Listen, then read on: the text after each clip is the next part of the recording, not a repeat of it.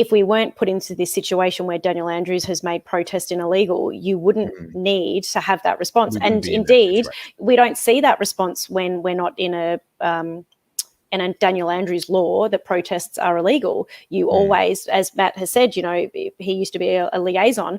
Police and protesters prior to the pandemic had generally very good relationships, because we would help coordinate those protests, and we would actually connect the organisers of different protests that are actually fighting for the same thing together, so that they could then better coordinate the message that they wanted to deliver.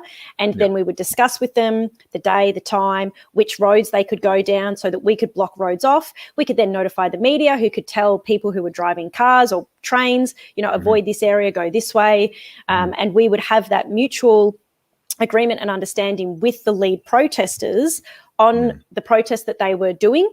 And look, generally they would end up at Spring Street, because, you know, if it's a political protest, that's where that's where they want to go. And again, that's fine. And when you had that good relationship, you also had a relationship where the police would say to, like, the lead protest organisers, you know, look, we want this to be a peaceful protest. You want this to be a peaceful protest. So encourage your cohort of people that are coming to point out any of those professional agitators, and we'll deal with them. We'll come in and we'll take them and we'll remove them, so that you can continue your protest, so that they aren't the ones that are then creating that sort of chaos at the end. And that worked very effectively, because those relationships were allowed to occur, because protesters could actually nominate themselves and say to police, hey, this is what we're wanting to organise.